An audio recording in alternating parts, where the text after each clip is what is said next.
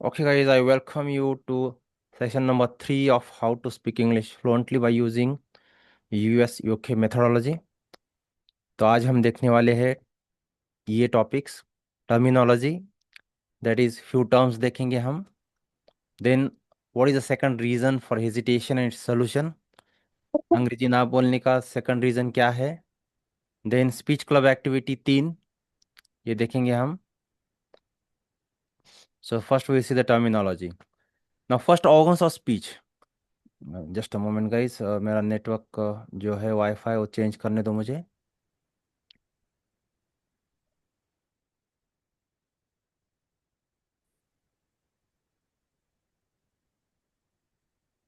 Okay, what is organs of speech. तो जब हम बात करते हैं तो बात करने के लिए हमको कुछ ऑर्गन्स यूज करने पड़ते हैं. Okay, for example teeth, then your tongue, soft palate, hard palate. ये सारे ऑर्गन्स हमको यूज करने पड़ते हैं. Larynx, pharynx, nose, nasal cavity, right. तो ये जो ऑर्गन्स है जो हमको मदद करते हैं बात करने के लिए, okay, to produce the speech, इनको हम बोलते हैं organs of speech. So the organs of speech are nothing but organs which are used to produce the speech. Okay. Now next example. guys, मुझे एक चीज बताओ, ह्यूमन बॉडी में सबसे इंपॉर्टेंट ऑर्गन्स कौन कौन सा है ऑर्गन. सबसे द मोस्ट क्रिटिकल ऑर्गन जिसके बिना, यानी कि बाकी के ऑर्गन्स भी इंपॉर्टेंट है, बट देन ऐसा ऑर्गन कि अगर वो ना रहे तो आदमी का जो सर्वाइवल है वो हम इमेजिन ही नहीं कर सकते.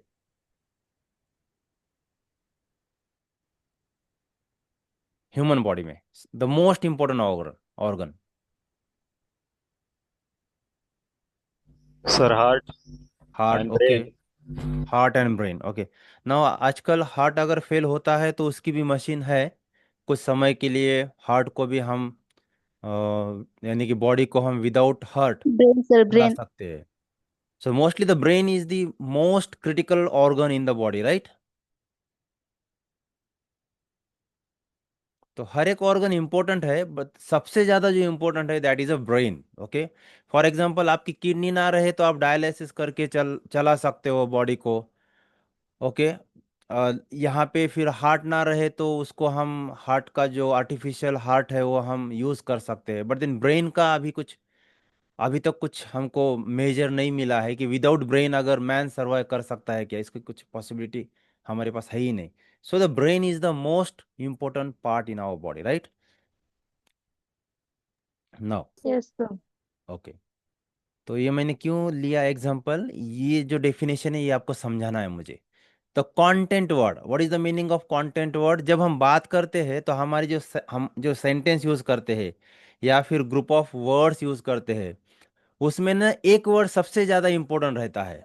Okay, like in human body brain is the most important part. Similarly हर एक सेंटेंस में, ग्रुप ऑफ वर्ड में एक वर्ड बहुत इंपॉर्टेंट रहता है, तो उस वर्ड को हम बोलते हैं content of word.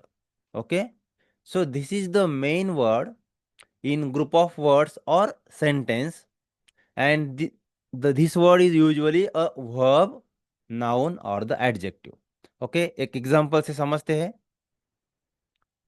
now in example pick me up, which is the main word. सबसे इंपॉर्टेंट वर्ड कौन सा है. Pick.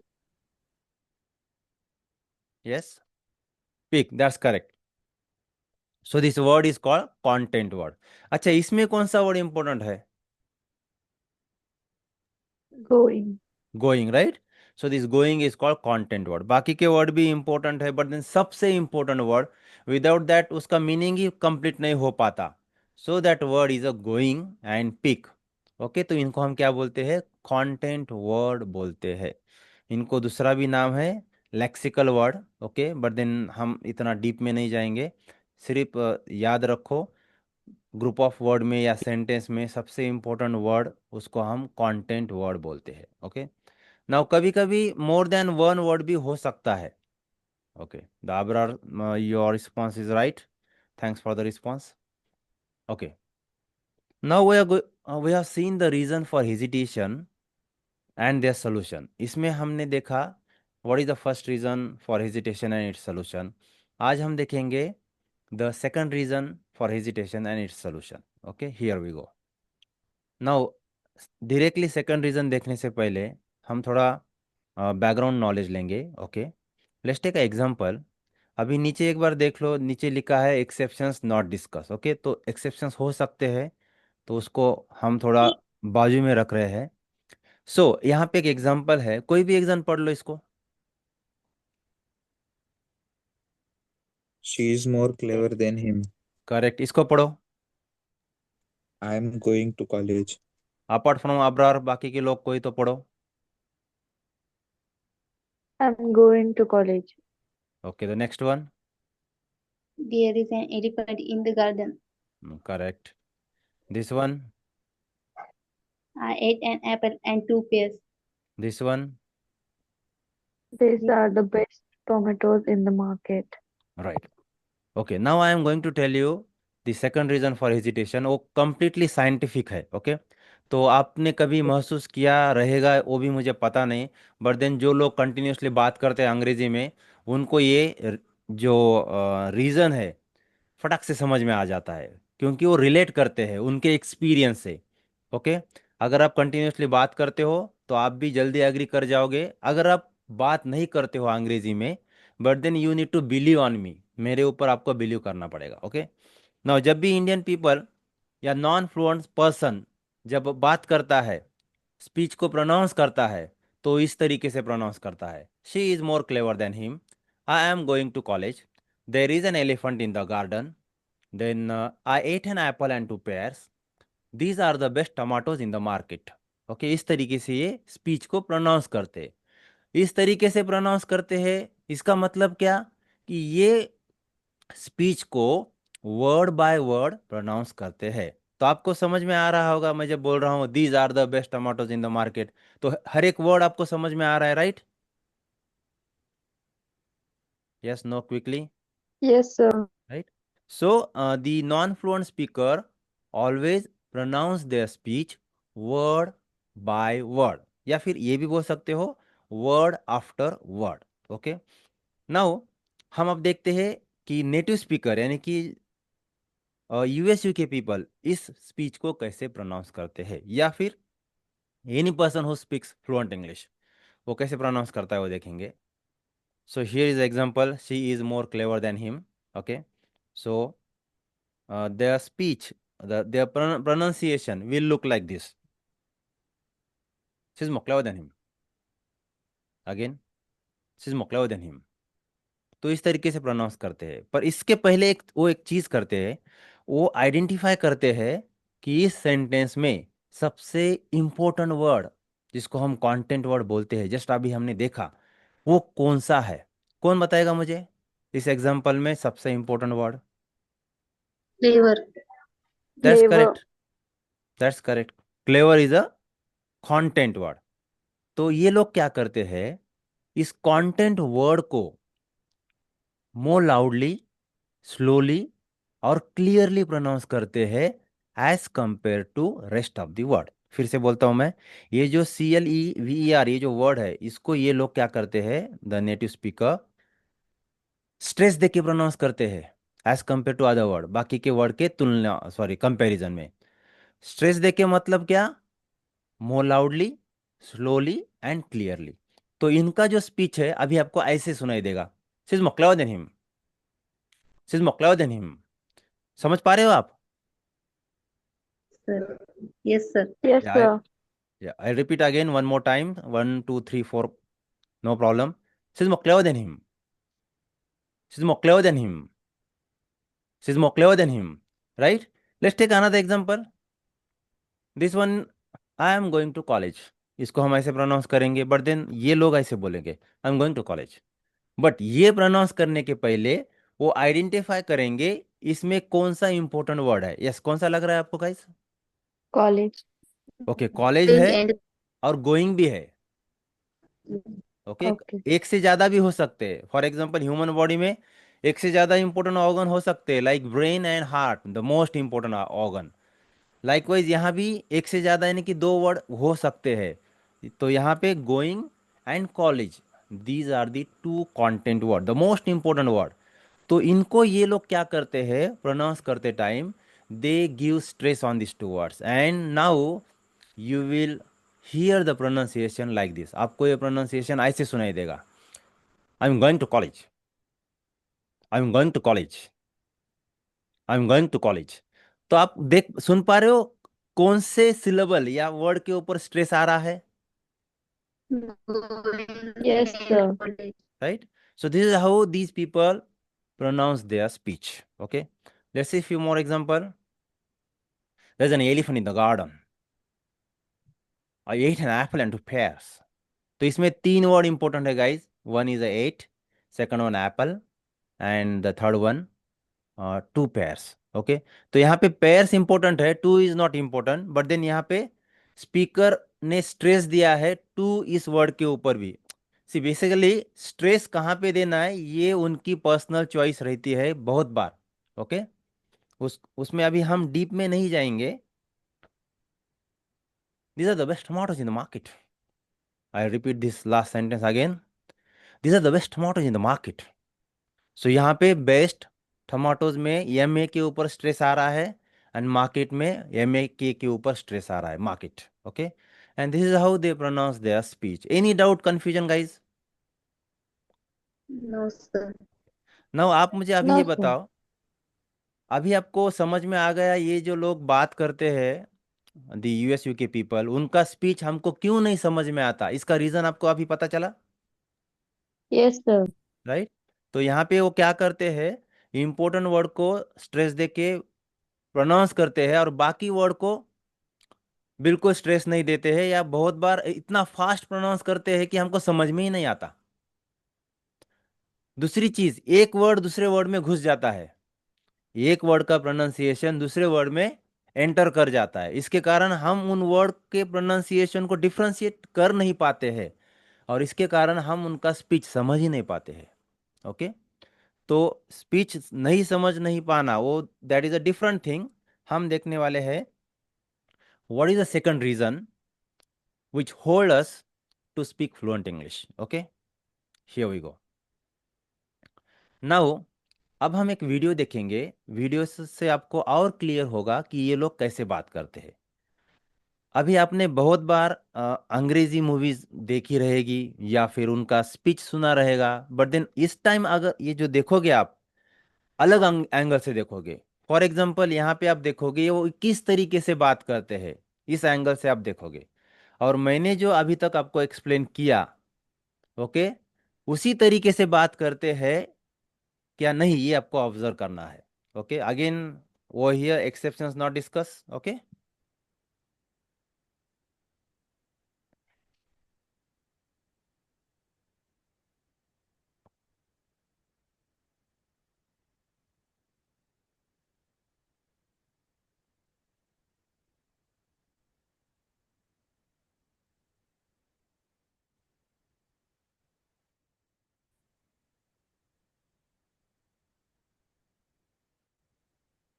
sure you now realize what kind of danger you're in.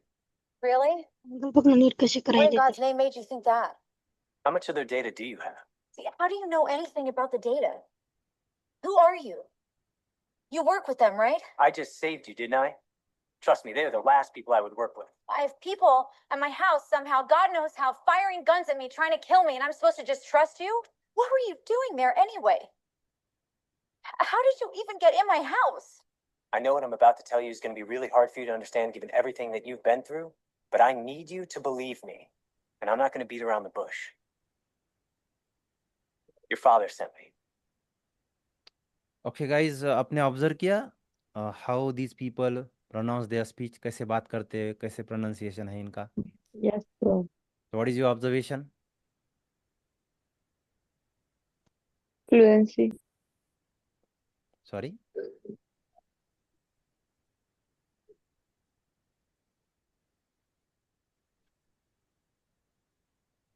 Speaker से पहले speaker yes, So past, I think. Fast बोलते हैं। Okay, that is a one observation. और बताओ। दस ना चालू होती तो मैं तो बचाव कर रही सुन के रखी होती।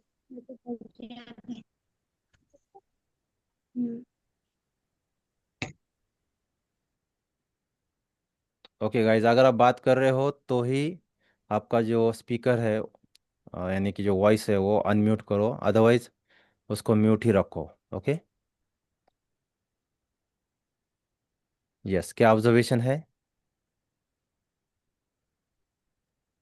Few words clear and few words are very fast. Right. So will go to back to our presentation. Okay. So इसमें एक्सेप्शंस हो सकते हैं, जैसे मैंने बोला कि कभी कभी वो स्लोली भी बात करते हैं, वर्ड टू वर्ड भी करते हैं, but then majorly most of the time वो किस तरीके से बात करते हैं, ये आपको मुझे दिखाना था। सो here is the observation from this video clip and हमने अभी तक जो देखा। सो जब भी नेटिव स्पीकर या फ्लुएंट स्पीकर या यूएस यूके पीपल बात करते हैं, they do not pause between two words. Okay, they do not pause between the words. देखा है आपने? जब वो कंटिन्यूसली बात करते हैं कि दो वर्ड के बीच में गैप नहीं रहता है उनके। Yes, did you observe sir. This? Yes. Okay, so this is the first observation. Second one, when they pronounce the sentence, they pronounce important words more loudly, clearly, and slowly than rest of the words. तो जब भी ये लोग important word को pronounce करते हैं, that is we call them content word, तो उनको वो मोर लाउडली, क्लियरली और slowly than rest of the word pronounce करते हैं। बाकी के वर्ड के कंपैरिजन में इनको थोड़ा लाउडली, क्लियरली, स्लोली प्रोनाउंस करते हैं। फॉर एग्जाम्पल हम बोलते हैं she is more clever than him, पर वो कैसे बोलेंगे? वो सिर्फ जो इंपॉर्टेंट वर्ड है उसको स्ट्रेस देंगे। They will say she is more clever than him, like this. Okay, तो इसके कारण हमको कभी कभी उनकी अंग्रेजी समझ में नहीं आती है। That is all together different thing, but then this is the what fact. Now because of such type of pronunciation, a sort of rhythm is produced when these people speak English. यानी कि जिस तरीके से pronounce करते हैं उसके कारण एक प्रकार का रिदम क्रिएट हो जाता है। उस रिदम को हम बोलते हैं इंग्लिश रिदम। ओके, एक्चुअली इसका नाम है stress time rhythm, but then समझने के लिए डिफिकल्ट है, प्रोनाउंस करने के लिए डिफिकल्ट है, इसलिए हम सिंपल बोलते हैं this is the English rhythm. तो वो कैसे बात करते हैं? They speak with a English rhythm. यहाँ तक कुछ कोई प्रॉब्लम समझ में आ रहा है आपको guys? Yes, sir. All right. Yes, sir. Good. So here is a take away that is learning for us. हमारे लिए इससे क्या लर्निंग है, हमको इससे क्या लर्निंग मिलती है? अगर हमको उनकी तरह बात करना है फ्लुएंटली एंड कंफर्टेबल। ओके, दो चीज़ें हैं, नंबर एक फ्लुएंटली एंड कंफर्टेबल। देखो आज के डेट में इंडिया में बहुत सारे लोगों को बात करना आता है, they are okay in English. Okay, but then the level of fluency and the comfort that we should have matching with this US UK people, we don't have. यानी कि जिस तरीके से यूएसयू के लोग जब बात करते हैं विथ कंफर्ट एंड फ्लुएंसी, उस तरीके से हम बात नहीं कर पाते हैं। ओके। सर सर मैंने स्मूथ स्पीकर बंद कर।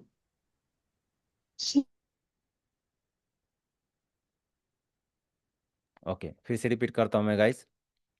तो अगर हमको उनकी तरह बात करना है like fluency and the comfort, okay, then here is the learning for us. Number one, if you want to speak fluent English you also should not pause between two words. दो वर्ड के बीच में हमको pause नहीं लेना है। Okay, so most of the time we should try to avoid the pause between two words. Okay, तो अभी आप ये बोलोगे सर तो हेजिटेशन होता है तो क्या करें? तो देखो दोनों चीज़ें डिफरेंट है, दोनों को अभी मिक्स नहीं करते हैं। हेजिटेशन को कैसे मैनेज करना है मैं आपको आगे बताऊंगा, but then right now okay, in order to speak fluent English ये ध्यान में रखो, ट्राई करो कि दो वर्ड के बीच में पॉज ना ले। ओके, सेंटेंस खत्म होने के बाद आप पॉज ले सकते हो, that is perfectly fine and that is recommended. Okay, otherwise आपका स्पीच समझ में नहीं आएगा लोगों को अगर आप पॉज बिल्कुल नहीं लोगे तो at the end of the sentence जहाँ पे कॉमा है वहाँ पे आप पॉज ले सकते हो, बट देन ये लोग क्या करते हैं, दो वर्ड के बीच में पॉज नहीं लेते हैं सेंटेंस में। Okay, second thing, if you want to speak like them you should also while pronouncing the sentence should pronounce important word more loudly, clearly and slowly than rest of the words। इसका मतलब क्या, जब भी हम बात करेंगे जो important word है उसको थोड़ा स्ट्रेस दे के बात करेंगे as compare to other words. तो उनको थोड़ा लाउडली, क्लियरली और स्लोली प्रोनाउंस करके बात करेंगे। ओके, इसका मतलब हम भी उनकी तरह हमारा जो स्पीच है, ओके, उसमें इंग्लिश रिदम लाने की कोशिश करेंगे। Like will try to speak with English rhythm. Okay, now the question will come to your mind कि सर हमको उनका रिदम कॉपी क्यों करना है। हम हमारी जो भाषा है, यानी कि हमको जो बोलना है अंग्रेजी, हम हमारी तरीके से बोलेंगे, राइट। ये क्वेश्चन आ रहा है किसी के माइंड में, क्योंकि उसी का आंसर हम Yes, आगे देने sir. वाले हैं।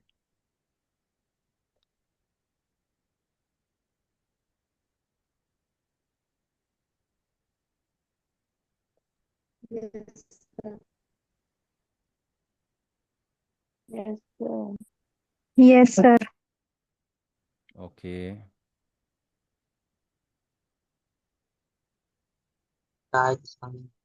चलो फिर देखते हैं why the picking up the rhythm is important. Rhythm में बात करना क्यों इम्पोर्टेंट है वो देखेंगे हम। Okay, so why rhythm is important, pay attention. तो अगर आप रिदम में बात करोगे तो आपको बहुत सारे बेनिफिट मिलने वाले हैं। एक तो सेकंड रीजन ऑफ हेजिटेशन, वो तो आप डील करोगे ही करोगे। उसके अलावा क्या क्या करने वाले हो मैं आपको अभी बता रहा हूँ। नंबर वन, अगर आप रिदम में बात करोगे then your speech sound natural and fluent. This is the first benefit, ये आपको मिलेगा।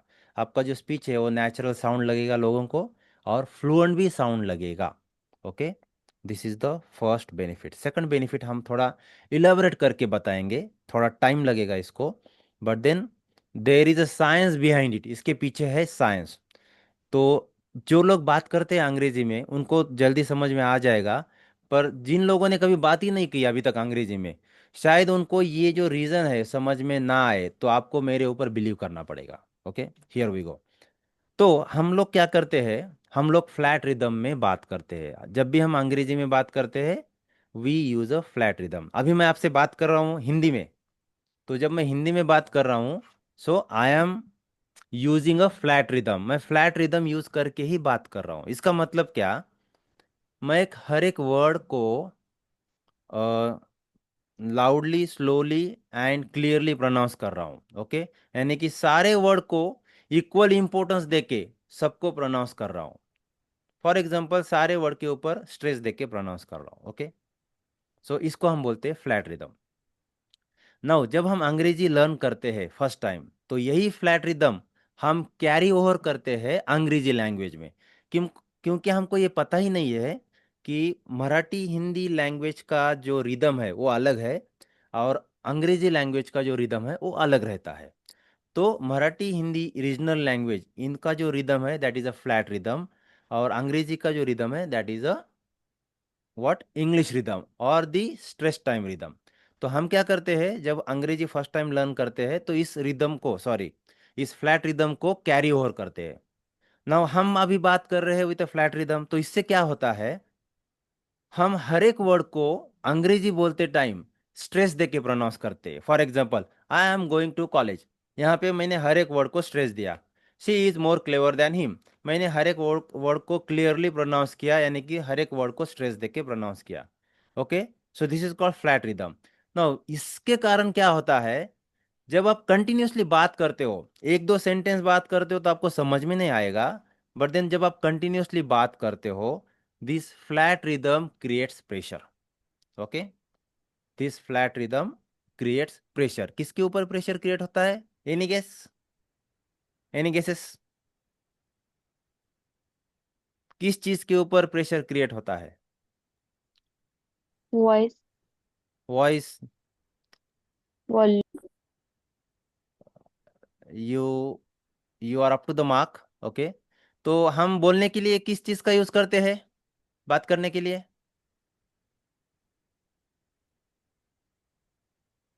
पिक्चर है आपके सामने। Okay, vocal cord. ओके, तो हम बात Vocal करने के cord. लिए पर्टिकुलरली ऑर्गन्स ऑफ स्पीच का यूज करते हैं, यस और no? Yes, sir. Like lips, tongue, teeth, soft palate, hard palate, teeth ridge, then your larynx, pharynx. Okay, अभी अबरार ने बोला होकल कॉर्ड। अभी होकल कॉर्ड में के अंदर रहता है लैरिंग्स, फेरिंग्स आपका। ओके, तो होता क्या है, फ्लैट रिदम के कारण कंटिन्यूसली जब आप बात करते हो तो इन सारे ऑर्गन्स ऑफ स्पीच के ऊपर प्रेशर आ जाता है। Okay, and because of this pressure our focus shift from what to say to how to say it. That is from content of speech to the delivery of speech.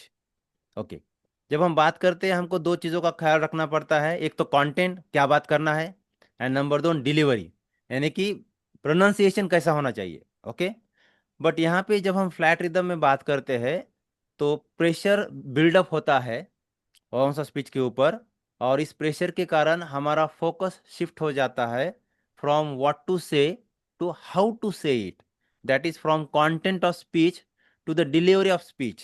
That is from क्या बोलना है से लेके कैसे बोलना है, यहाँ पे हमारा फोकस शिफ्ट हो जाता है। सो पिक्चर से मैं थोड़ा इलेबोरेट करने की कोशिश करता हूँ, पर अभी तक बताओ आपको ये समझ में आ रहा है क्या? ये जो कॉन्सेप्ट, साइंटिफिक जो कॉन्सेप्ट है, आपको समझ में आ रही है क्या? Yes, sir. Yes, sir. Okay, good.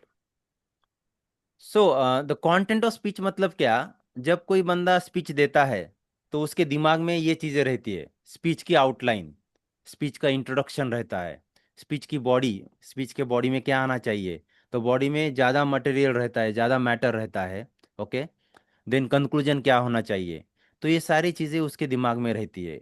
Okay, but then जब वो बात करता है फ्लैट रिदम में, प्रेशर आ जाता है ऑफ स्पीच के ऊपर, और उसके कारण अभी उसका फोकस हट गया। कहाँ से? ये जो स्पीच आउटलाइन क्या है, इंट्रोडक्शन, बॉडी, कंक्लूजन क्या, इससे उसका फोकस हट गया और फोकस चला गया उसका डिलीवरी ऑफ स्पीच के ऊपर। किसके ऊपर फोकस गया? डिलीवरी ऑफ स्पीच, यानी कि कैसे प्रोनाउंस करना है, क्योंकि प्रेशर आ रहा है।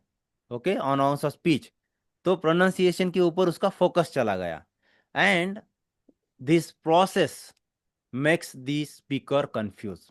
इसके कारण स्पीकर कंफ्यूज हो जाता है, and in confusion he falter. Falter means उसका स्पीच एंड हो जाता है। Okay, and that's why if you speak with a flat rhythm you will not be able to speak fluent English forever. Got it? Understood? Got it, sir. Okay, now did you understand how important is the speaking with English rhythm? Yes, no? Yes, sir. चलो, मैंने अभी आपको Yes, आधा sir. आधा fact बताया है। क्या बताया मैंने? अगर आप फ्लैट रिदम में बात करोगे तो क्या होगा, अभी आप इंग्लिश रिदम में बात करोगे तो क्या होगा, देखते हैं। Let's say you are speaking with English rhythm, तो जनरली नॉन फ्लुएंट स्पीकर ऐसे बात करता है, I am going to college. बट अगर आप इंग्लिश रिदम में बात करोगे तो you will say like this, I am going to college. Okay, फिर से, I am going to college. तो यहाँ पे सिर्फ आप दो वर्ड को स्ट्रेस देके प्रोनाउंस कर रहे हो, दो वर्ड को भी नहीं बोलूंगा, कुछ सिलेबल है उनको ही आप स्ट्रेस देके प्रोनाउंस कर रहे हो। वो दो सिलेबल कौन से है? Yes, Going or college. Correct. तो उसके पहले जो वर्ड है और उसके बीच में जो वर्ड है और उसके बाद में जो वर्ड है, उनको आप बिल्कुल स्ट्रेस नहीं दे रहे हो, उनको एकदम आप इजी गोइंग में प्रोनाउंस कर रहे हो, या फिर उनका प्रोनाउंसिएशन स्पीकर को कभी कभी, सॉरी, लिसनर को कभी कभी फील भी नहीं होता है, like I am going to college, right? तो जब आप इस तरीके से प्रोनाउंस करते हो तो आपको हर एक वर्ड को स्ट्रेस देके प्रोनाउंस करने की जरूरत नहीं पड़ती है, and because of that your organs of speech get momentary relief while speaking continuously। आप कितना भी कंटिन्यू बात कर लो, ओके, इस तरीके से बात करने के कारण क्या हो जाता है, बीच बीच में आपके ऑर्गन्स ऑफ स्पीच को थोड़ा सा आराम मिल जाता है, रिलीफ मिल जाता है। Okay, and that's why it reduces the pressure on organs of speech, और इसके कारण ऑर्गन्स ऑफ स्पीच के ऊपर का प्रेशर ड्रॉप होने में मदद हो जाती है, and you feel comfortable while speaking English. And this is the reason why those people feel so comfortable while speaking English. जब वो बात करते हैं एकदम कंफर्टेबली बात करते हैं, हम जब अंग्रेजी में बात करते हैं you can see the stress on our face, did you observe this any time in the past? Yes, sir. जब लोग बात करते हैं उनके चेहरे पे स्ट्रेस दिखता है, वही लोग अंग्रेज हिंदी में मराठी में चालू हो जाएंगे तो एकदम कंफर्टेबली बात करेंगे, राइट? Yes, sir. या, so this is the difference. Now the fourth benefit, अगर आप इंग्लिश रिदम में बात करोगे तो ये जो रिदम है that will help to keep up its equilibrium and maintain the speech balance. तो ये रिदम क्या करता है, स्पीच का इक्विलिब्रियम मेंटेन करने में मदद करता है और स्पीच का बैलेंस मेंटेन करता है। Okay, having said so, this is actually prevent your speech from faltering. इसका मतलब क्या, ये जो रिदम है, ये रिदम आपका स्पीच फॉल्टर होने से बचाता है। फॉर एग्जाम्पल, आपका स्पीच फॉल्टर हो रहा है किसी और रीजन के कारण, ओके, क्योंकि हेजिटेशन के बहुत सारे रीजंस है, किसी और रीजन के कारण आप हेजिटेट हो रहे हो, बट देन अगर आप रिदम में बात करोगे तो ये जो रिदम है वो आपको मदद करेगा, आपका स्पीच फॉल्टर होने से आपको बचाएगा। Okay, so in a way the rhythm help you to improve your fluency, and the last benefit, you will sorry, rhythm will help you to get rid of MTI। MTI का मतलब mother tongue influence. आपको पता है guys ये mother tongue influence? Yes, no? Yes, sir. Okay, so mother tongue influence क्या होता है, कि जब हम फर्स्ट टाइम अंग्रेजी लर्न करते हैं, बात करना सीखते हैं, तो हमारे मराठी का जो टोन है या हिंदी का जो टोन है वो अंग्रेजी में घुस जाता है। Okay, sorry to use the rough word, पर आपको जल्दी समझ में आ जाएगा।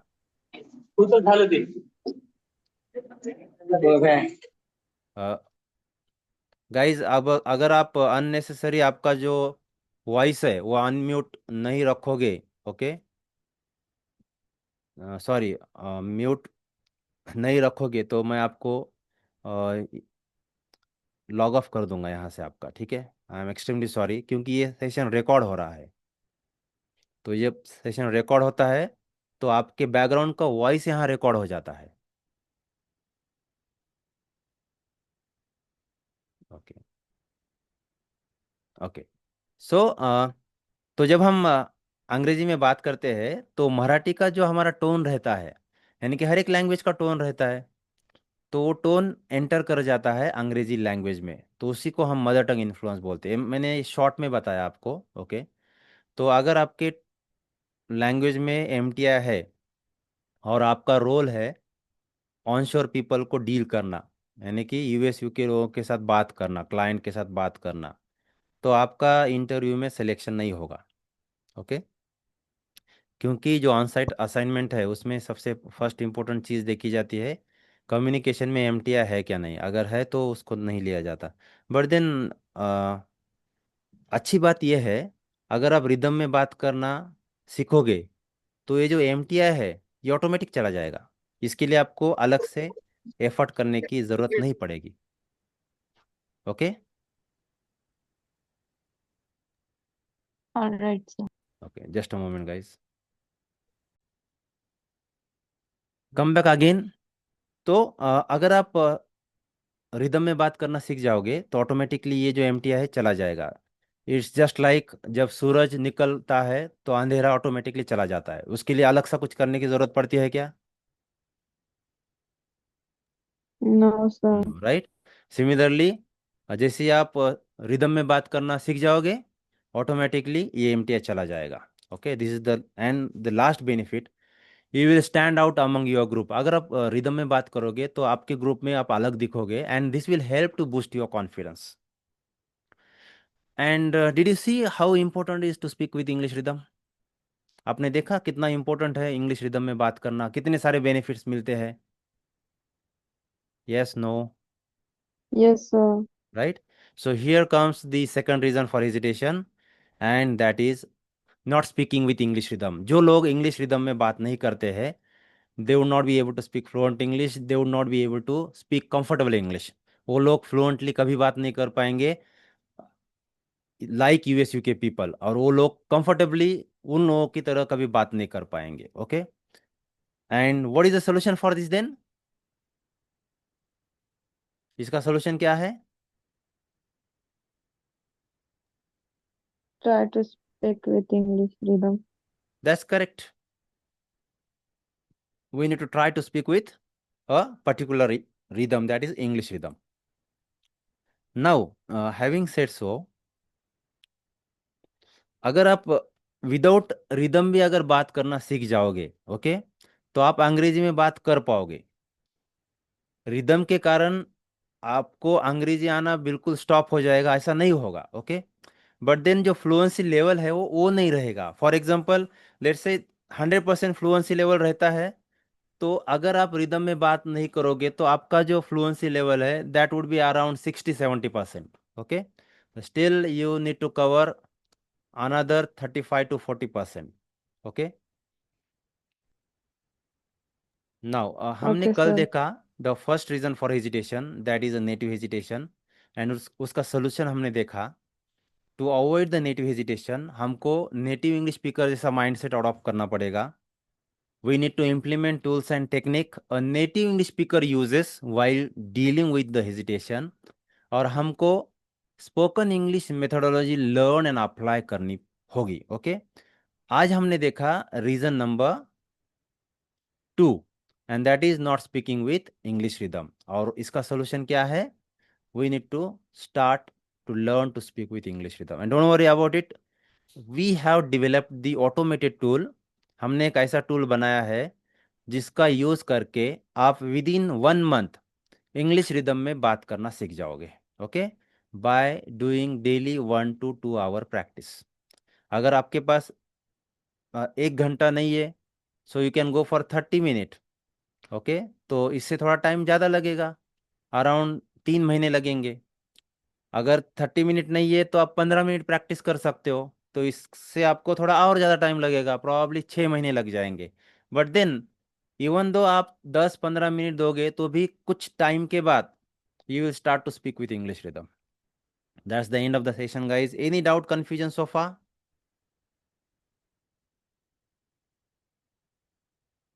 Yes.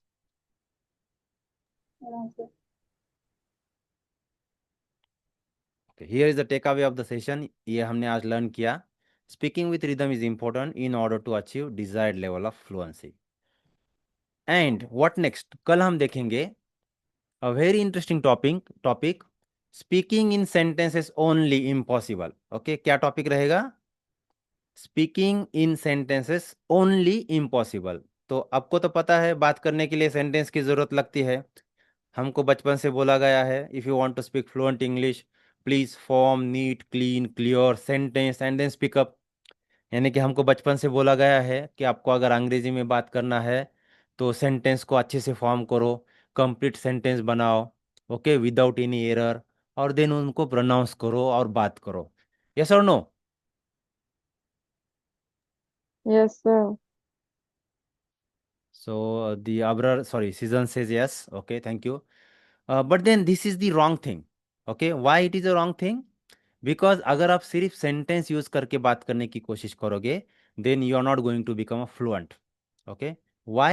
We are going to see tomorrow. तो इससे Okay, आपको ये sir. भी पता All right. चलेगा कि सेंटेंस के अलावा क्या यूज करना है। यस, समवन सेइंग समथिंग, अब कोई तो कुछ बात कर रहा था। And also, all right. Okay okay, now we will start the speech club activity 3।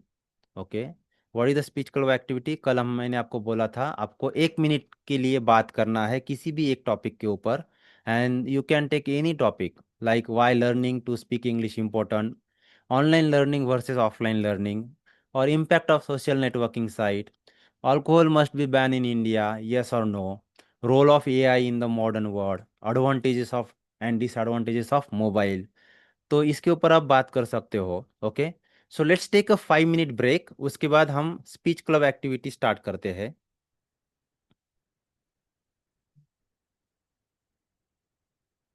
Just a moment guys.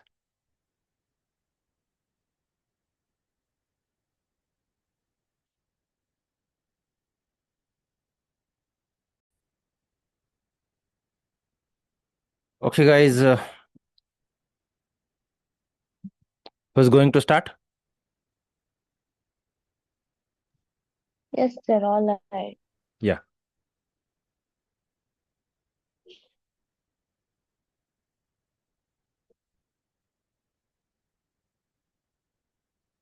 So these are the examples of topic. आप कोई भी टॉपिक खुद का जो है, मैंने जो कल बताया था आपको कि आपको जो टॉपिक चूज करना है, it is as per your preference. Okay, तो आप वो सिलेक्ट कर सकते हो और यहाँ का भी कोई भी टॉपिक आप पिकअप कर सकते हो। Yes, go on.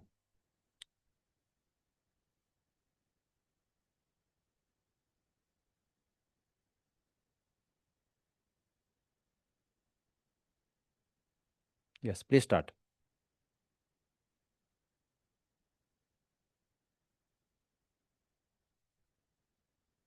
Abrar, are you starting? Yes, sir. Yeah, please. Good evening, everyone. My name is Abrar Patel, and I am really happy to be a part of this spoken English meeting today. I believe that communication is the success of life, whether it is in school, work, or with friends. English is not just a language, it is a powerful tool to connect us with people all over the world. By improving our spoken English, we gain more confidence and more chances to grow in life. I know that making mistake is a part of learning process, so don't be afraid to speak. The more we try, the better we become. Thank you so much for listening to me. I am excited to learn and improve my English with all of you. Thank you. Thank you, Abrar, for sharing your thoughts on how important is speaking English. Okay, who's the next? So I'll call the name. Okay, the second one is Dhananjay.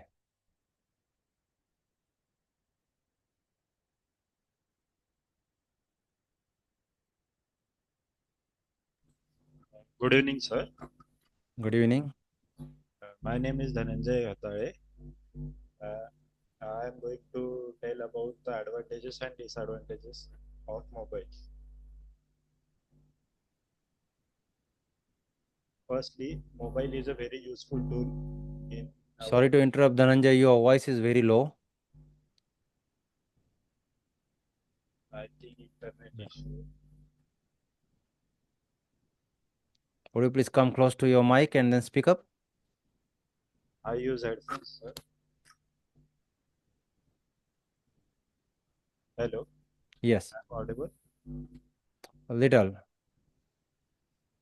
Yes. I'm going to tell about the advantages and disadvantages of mobiles. Okay. Mobile is a very useful tool in our day-to-day life. We can communicate with the peoples. We got internet access. There we can use the social medias and many more things useful. But nowadays the kids mostly use the mobile to play the games. That's why that impact in their education and school life also is a impact on his health.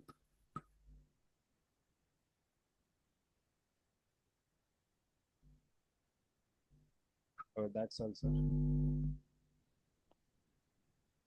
Thank you, Dhananjay, for sharing your thoughts on what are the advantages and disadvantages of the mobile.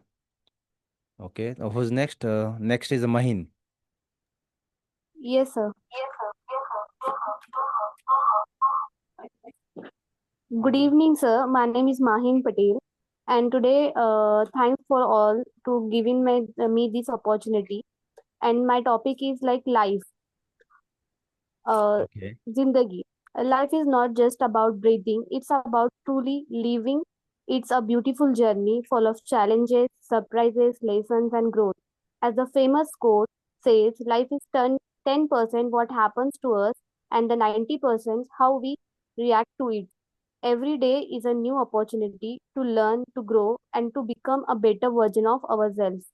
Sometimes life tests us, but always remember, stars can't stars can't shine without darkness. Our struggle shape our strength. Zindagi is also about the little moments, smiles, kindness, connection, and purpose. So never take it for granted. live with passion, lead with kindness, and keep moving forward. Because, as someone rightly said, in the end, we only regret the chances we didn't take. So, let's live this life fully. Thanks, all. Thanks a lot, Mahin, for sharing your motivational and the spiritual thoughts about the life. Thanks a lot. So the next one is Priyanka. Yes, sir. Yes. Thank you, sir, for me giving me this wonderful opportunity to speak. My topic is online learning versus offline learning. Okay. Uh, the first thing is in online learning, there is a digital platform also, and offering flexibility, accessibility, while offline learning is placed and in physical location with structured schedule. And in offline learning is flexibility. Learners can access the material and participate in courses. And second is cost free. Uh, in online learning can be more affordable due to reduced cost associated and physical interference and technology dependence. So in online learning, the technology dependence will be internet access and digital literacy skills.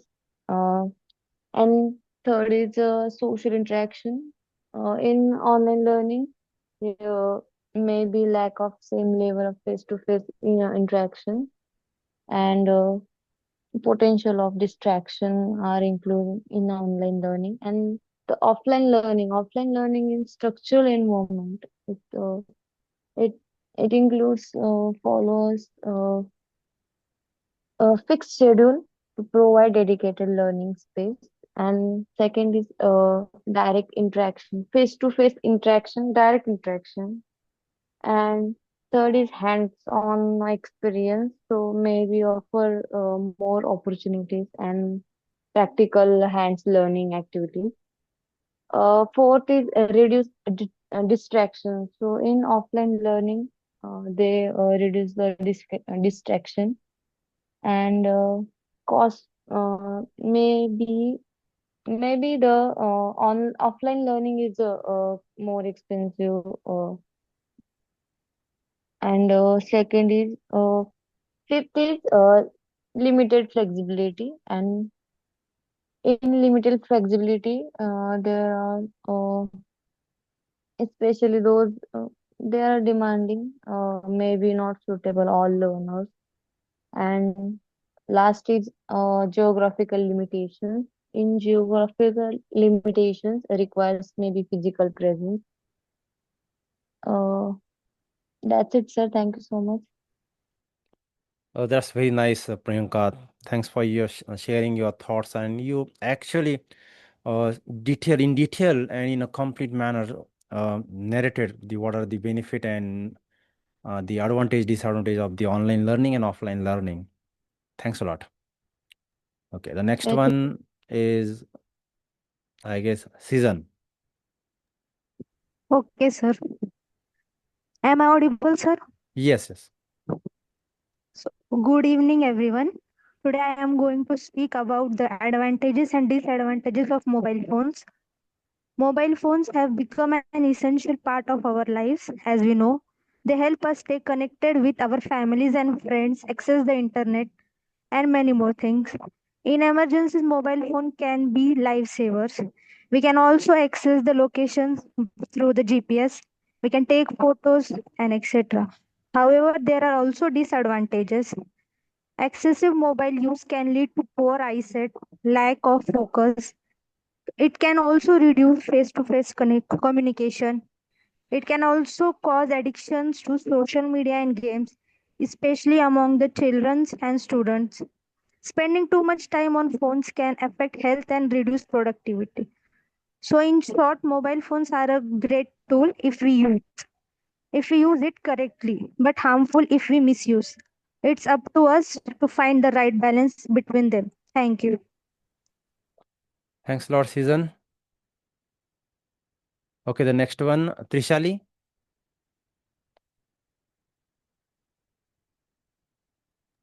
No, sir. Yes.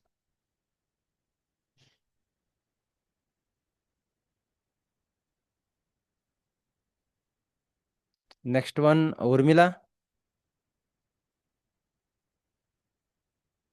Evening, sir. This is my topic, online learning. Okay. Online learning means studying using the internet. Instead of going to a classroom, students can learn from home using a computer or phone. Uh, Benefits of online learning: learn anytime, anywhere. And second one is the go at your own speed, means you can pause, rewind, or replay lessons or videos. And second one is many subjects you can learn anything, anywhere, or to online learning, videos, games, and live classes. Thank you, sir. Thank you, Urmila. Guys, adding to this, so there is a one offline learning. After that, it comes a online learning. After that, it is the learning through learning management system, wherein you have freedom to complete your learning as per your pace, as per your priorities.